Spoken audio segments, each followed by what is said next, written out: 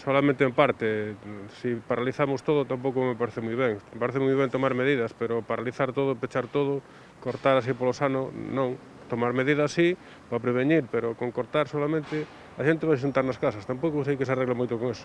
Pareceme, en certa medida, desproporcionado porque nun aspecto das mesas ao exterior, das terrazas, que a min dá a impresión de que non é perigoso, tal como está guardando as normas, que incluso xa no, sobre todo para os maiores, que estemos ao aire libre tomando un café.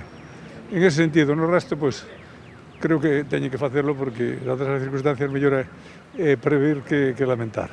O que tiñan que pechar era os parlamentos, o Congreso, o Senado, eso tiñan que pechar todo, meterlos todos nun barco e mandalos ao centro do mar para que quedaran alá todos, porque non vemos outra cousa.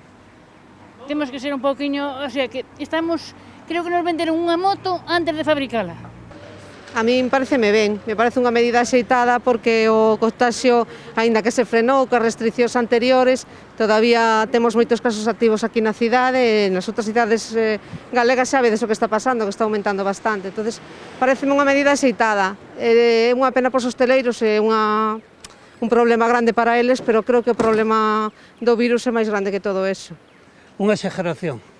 Home, eu estou en Covid desde o mes de marzo, non vou a restaurantes, nin a bares, nin a nada.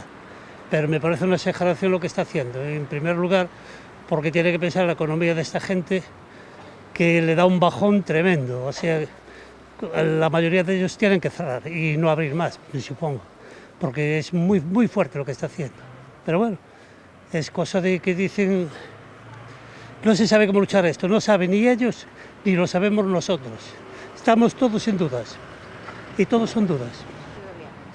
Debía haberse, eu creo, un pouco máis de pensar un pouquiño máis. Eu creo que sería mellor cerrar por as noites e deixarse de facer tonterías, os botellós e cousas desas. É o que creo que se debería facer, porque a economía ten que seguir para diante tamén.